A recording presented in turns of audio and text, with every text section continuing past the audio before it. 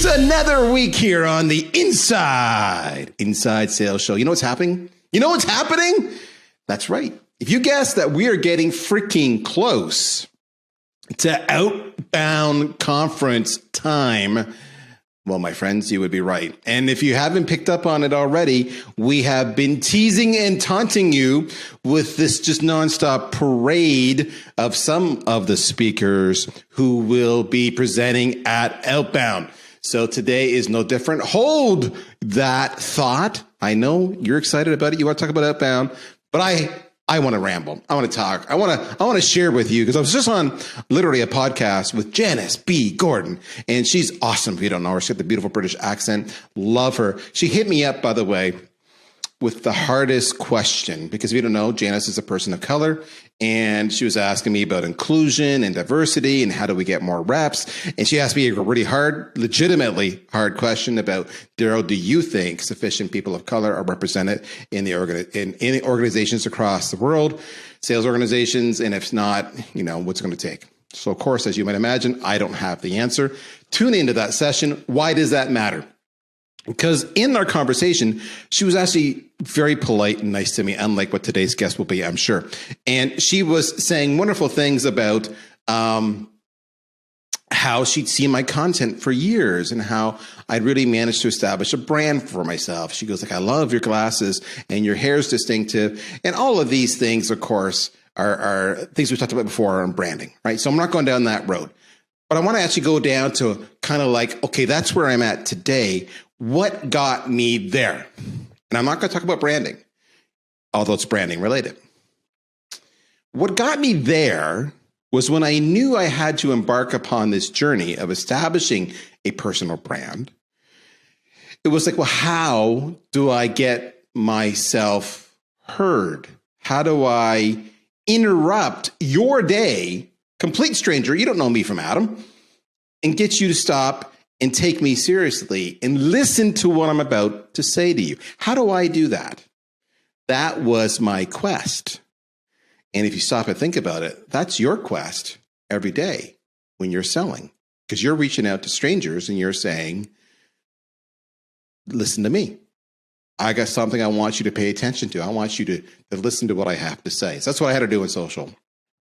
And what I did was I started working backwards. I said, well, who's my audience? Who do I want to be in front of? So, we sit around as our own little tribe here at VanillaSoft, and we identified who our ideal customer was. And then we said, where do they hang out? And we figured out quickly they hung out in a variety of places, but they're definitely there on LinkedIn. And I thought, well, how do, most of my target audience, almost all of my target audience, the vast majority, 95+% of my audience are not truly what you would call conversational on LinkedIn. They like to lurk. They might have an opinion. It's a great place for a CV or a resume so they can get recruited. That's about it. But they were consumers. So who were they following? So because I knew my ideal customer, I started figuring out, well, where do they hang out? What do they care about? Who do they care about? What was the content they were following? And then I started working back and saying, okay, so a lot of these are people we see as authors. Larry Levine, Selling from the Heart, good example, right? Or people who fundamentally speak at shows and events like OutBound Conference. These are people who they learn from. So you start working backwards. You say, okay, so if I reach out to them, they're going to be my champion in all of my, ultimate accounts I want to get into. They're going to be my way in. They're almost like a referral. If they give me the good housekeeping seal of approval, then others will listen to them. Kind of like a buying committee, right? If you're looking into an account, you physically say, if I get this one person to advocate for me, then the rest of the buying committee will take my calls. And because this advocate's going to say, you should talk to Darrell. Whereas before they might not have, but because the advocate said they should, they will. So the good way to get a buying committee is to start with a sponsor or a champion. And that's what I did through all these notable people. And then that worked into me establishing my own value add through conversations and debate and discourse. And then that led to me saying they're going to check me out. I better make sure that I look credible. So my profile was up to date. I rebuilt my profile completely. Then I started using multi-channel. I wasn't just typing stuff on LinkedIn. Then I started using video, crazy, right? And then I would call them and have offline meetings to say, we're friends, we're associates, we're colleagues online. Let's talk face to face. So I started going multi-channel. And all of that targeted outreach based on who I knew as my ideal target audience and how I wanted to get in front of them was how I actually built my brand. It was incredibly intentional and at times frustrating and humbling and nerve-wracking and scary and anxiety-inducing. And I was the most impatient person in the world because I wanted it to happen overnight, but I had to play the long game. All right. That's how I did it. And I contend that that's how you are going after your accounts, or that's how you should be going after your accounts. Now, here's the thing. Here's where it comes full circle. This is what I didn't do. I didn't wait for all of these influencers, these people who are going to be my advocates, to come to me and say, hey, Darrell, I don't know you. You don't know me, but use me. I'm just here for you to use. And I'll bring you into the promised land. I didn't get a single influencer lead. You see the metaphor I'm doing here? I didn't get any leads. I had to actually create my own business. And that is interesting because very recently, Mark Hunter got into a bit of a, I don't want to use the word heated, let's call it a effusive conversation. It was effusive. With my good friend, oh my goodness, my good friend, Darrell Amy. That's right, growth strategist, author, and speaker. You can check him out on LinkedIn, on Twitter, on his website. We'll get you all the details shortly.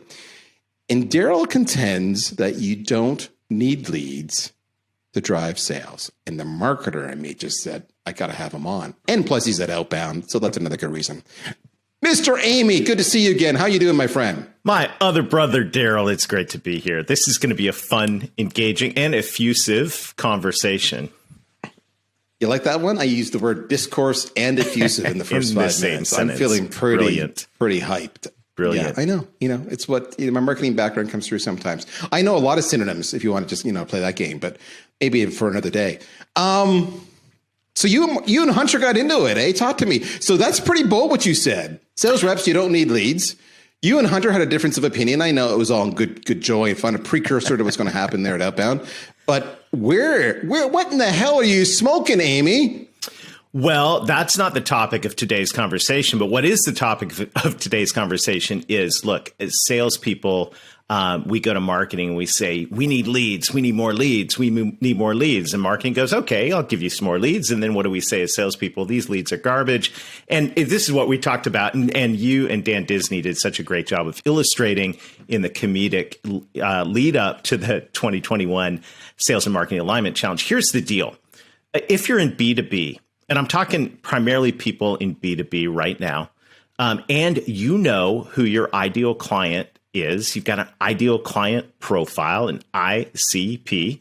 If you know who your ideal client is and you've got a description, data, and decision makers for that ideal client profile, then you take that and you figure out who your ideal prospects are. And once you do that, you get the list. And here's what I want to say is, you don't need leads. You already know who your leads are. It's those ideal prospects. So as marketers, and by the way, I started my career in 1993 in hardcore in the field office equipment sales, dog eat dog, had a marketing degree in my hip pocket, and ended up starting an agency, a digital marketing agency in 2004. And went on that journey of websites and search engines and social media and inbound marketing and account-based marketing, all of that.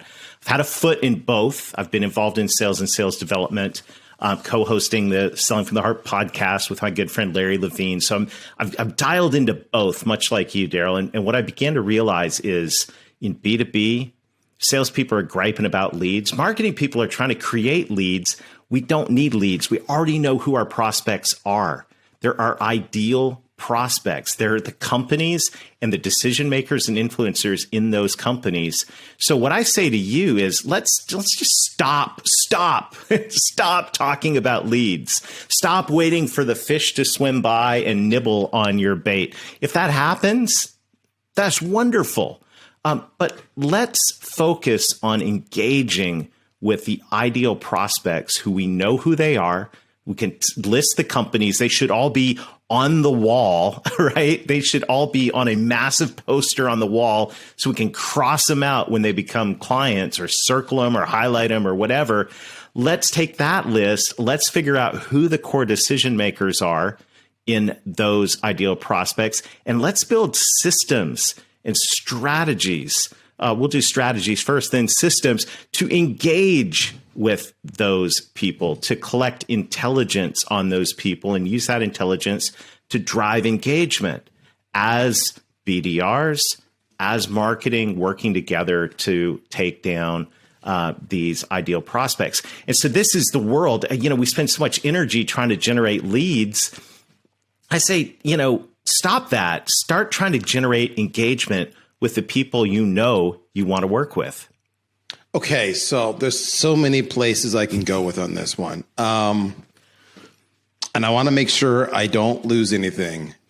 And so I'm furiously typing stuff down here. So where do we start? So here's what okay.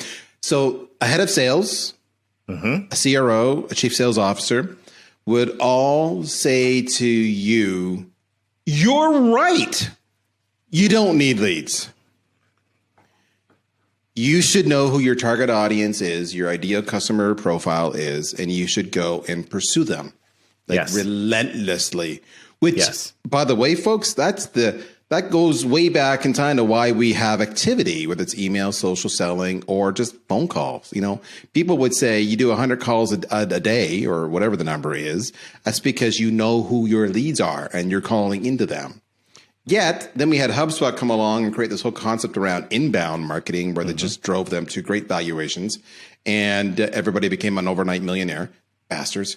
And then we started to realize that inbound leads were kind of nice because they were marketing qualified. We had a history of engagement. We had lots of buying signals. And you know what? They were just easier. And it's gotten to the point now when I look at sales reps, a couple of things happens. One, if I say, why did you not hit your revenue number, your targets this month? They'll say, I didn't have enough leads from marketing, enough inbound leads. I didn't have enough leads. Right. All right. So, and that's what drives a CSO or VP of sales or CRO through the roof. Because if I just want marketing to close sales, why do I need you? All right. So what that is, that's what we call bonus, gravy, extra. You could call that even, I don't know, sales gravy. Just throw it out there for Mr. Blunt. So you need to own your patch. And that's right. Speaking of Blunt says pipe is life. That's right. Right. That's because you're building your pipe, not waiting for it to be fed to you. You're targeting and going after them. You're doing that, as Mr. Hunter likes to talk about, through prospecting. He's a big prospecting fanatic. All right. So these are the elements. So the other part is that when I talk to reps, I'll say, okay, so you don't have enough leads, but I'm looking at your activity and you're not doing hardly anything at all. Like you did 25 outreaches last week. Really? So that's the thing that drives us nuts. Now you said, Darrell, you don't want leads. You want to generate engagement, which, by the way, in my branding story, in my social story, that's exactly what I wanted to do too. I knew I would get notoriety if I generated engagement because they're like, who is this guy? So you mentioned there's strategies and there's systems. All right, let's talk about that. Let's drill down. Mr. Amy, rock star. This is what you do. What are some strategies? What are some systems to help us generate engagement with our target audience? Yeah, I've got a bunch, but I want to start, before we go to strategies and systems, I want to start with what's the objective? What's the goal here? And I want to put two numbers, one for sales and one for marketing, because we're working together to land net new business with ideal prospects, turning ideal prospects into ideal clients. What's the goal? The objective for sales is what I call 100% coverage. So we have, let's say, just round numbers. Let's say we've identified 1,000 target accounts that meet the qualification of being ideal prospects for us. These are your, if you want to use the L word, these 1,000 accounts are your leads. They're your leads. They're the ones, that's who you're going to call. And what we need to do is we want 100% coverage. What does that mean? Well, it can mean whatever you define it as. But in your organization, you might define 100% coverage as the top 3 categories of decision maker. Let's say it's the CFO, the IT manager, and the HR director for your SaaS company or whatever that is. The top 3 people hear from our sales team a minimum of once a quarter. Define it however you want. But now we're able to go, okay, Darrell, you have 100 of these target accounts, 200 of these target accounts assigned to you. How did you do last quarter? Well, did you do 100%? Did you do 25%? Did you do 80%? And the rule in the sales team becomes this. You can call on whoever you want to call on, but guaranteed you will hit 100% coverage on the ideal prospects. Well, Darrell, I don't want to call on that account. Not a problem. We'll assign it to somebody else. But as a company, our sales team always hits 100% of our coverage goal for our ideal prospects that we've identified. So this is a new, maybe not a new, but this is a way to think about sales activity. Because the reality is most companies have a broad market of people that could probably buy what we want. And they've got a narrow, defined list of ideal prospects. Ideal prospects are people that can buy everything that you sell and have a good fit with your culture. So they're high value, high yield. So 100% coverage on sales. Guess what the metric is on marketing? Okay, pause there. I want to come back to marketing. I want to finish this thought. Okay. Many organizations, VanillaSoft's an example of this, are all in on account-based marketing or account-based selling. So let's just translate what Darrell was talking about on 100% coverage, and I love that, right? So 100% coverage, he said that, maybe it's 1,000 prospects, all right? Maybe it's 500, maybe it's whatever, but those are your target accounts, target companies. Then he says, who are the top 3 people in each of those accounts?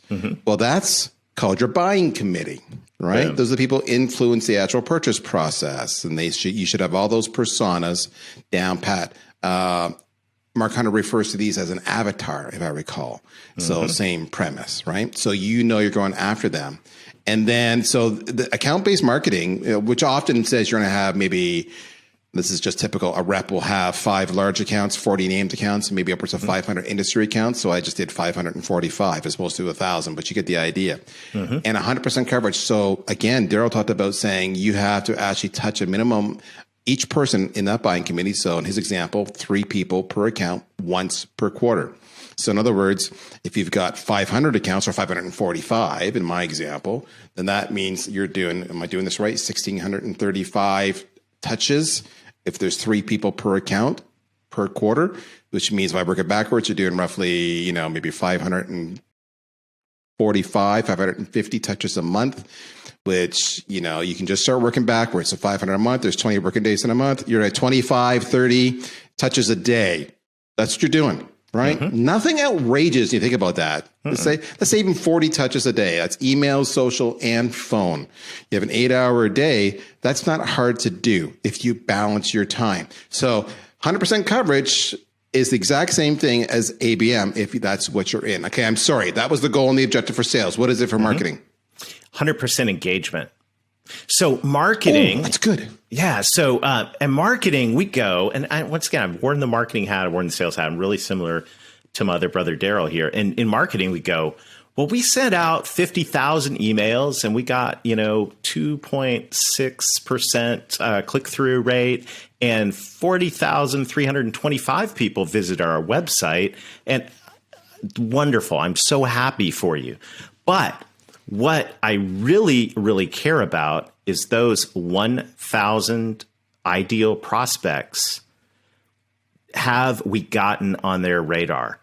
Now, this is a new way for marketing to think in a lot of ways, and this is account-based marketing.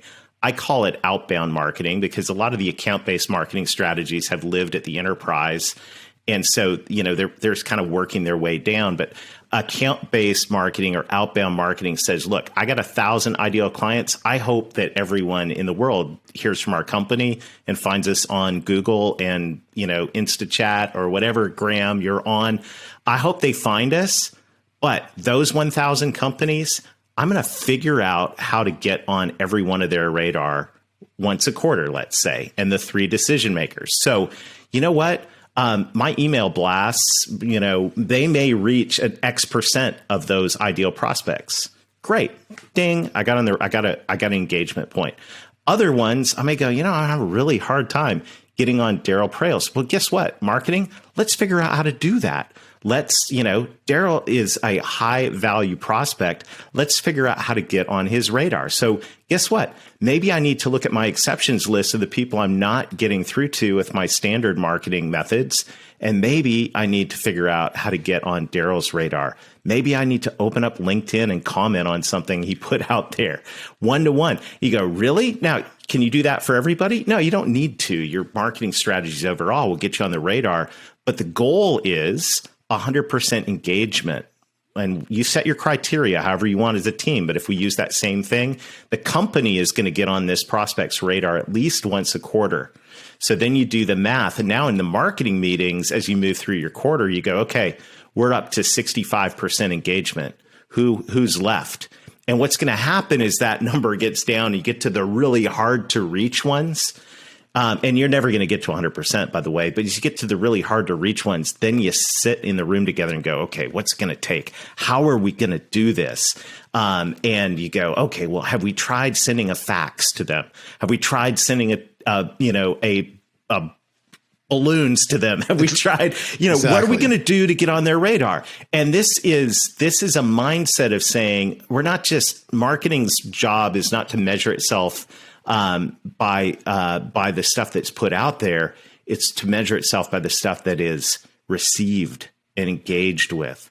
Is everyone going to respond to the email or pick up the phone and call? Or no, but I want to make sure as a company that we're on the radar. Nothing makes my blood boil more than being a sales, and this goes to sales and marketing, and the times I've spent as a sales leader. When you go on the field ride, I did a lot of field sales, and you go out to an ideal prospect, an obvious ideal prospect, and you walk in and you realize really quickly, they've never heard of us, right? You go, whoa, those 1,000 ideal prospects, whatever your number is, they need to have heard of you.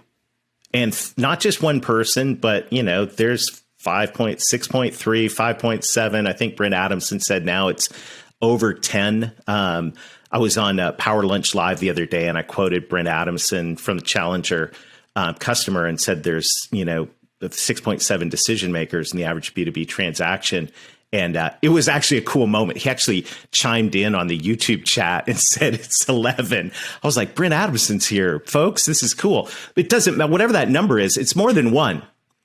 So you need to decide as a company who are the top 3, top 4, 5, whatever it is in your industry, decision makers and influencers, and how can we set up our marketing to aim at 100% engagement with those 5 people? Are you going to get 100%? No, but in the pursuit, you're going to get on their radar, and that's what's important here. All right. So a couple mistakes that people make, organizations make. And if I say something, you go, oh, then don't beat yourself up. Just fix it. Okay. Number 1, sales and marketing have not defined a list of those accounts that you're targeting with 100% coverage or 100% engagement. Yep. You need to have a shared list, and that doesn't just include the account. It also includes at least 3 or more of the key members in the buying committee, exactly as Darrell talked about, maybe VP sales, VP marketing, CFO, who knows, whatever which says the second thing you need is you actually need a definition of your ideal customer profile for every vertical you're going after, as well as an overview of every persona or avatar. Okay. Which also means that both marketing and sales need to consult this regularly before you talk to them or engage with them to make sure you're in the zone of what matters to them. And that'll affect your conversations or your marketing email blasts or whatever it might be. I find too many people make this stuff and then never look at it again.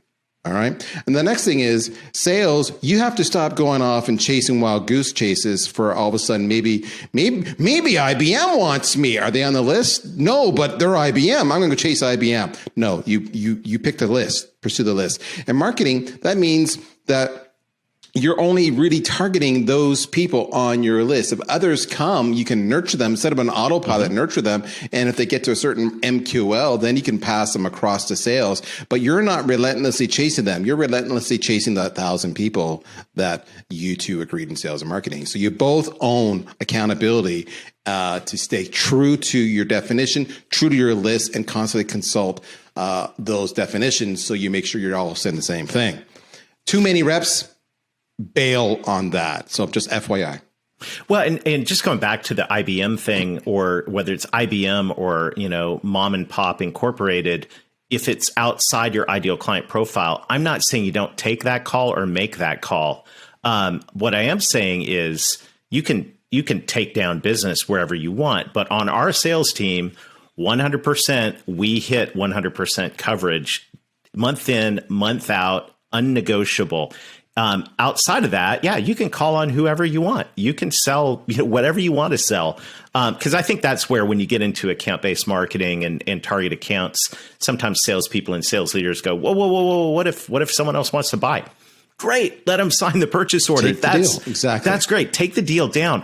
But 100% in our business, it is our policy, it's our habit, it's our culture that we engage with and have sales coverage on these ideal prospects.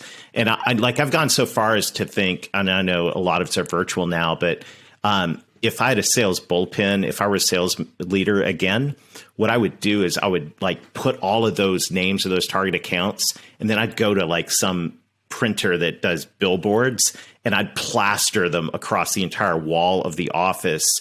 And we'd start crossing them off as we got them, because the whole goal of the business is to drive revenue. And how are we going to drive revenue? We're going to drive it faster and more efficiently as we bring on the types of ideal clients that can buy everything that we sell. They're a best fit for us. So this is our mission. These companies on the wall are our mission, to bring them in to be clients. And until we're done with that mission, we still have work to do. Okay, so we're down to our final 2 minutes, my friend. Are there any things you want to talk about in terms of either strategies or systems? And by the way, folks, because we're running tight on time, there's a simple solution, because you're saying, I want to hear more. Follow Darrell on LinkedIn. Follow him on Twitter. Ask him directly. Better yet, go sign up for OutBoundConference.com. Use VanillaSoft 100. You'll get $100 off. Life is grand, and you can just talk to him right then and there. Okay, with that said, any final thoughts, strategies, or systems for our sales listeners? Well, what you need is an engine.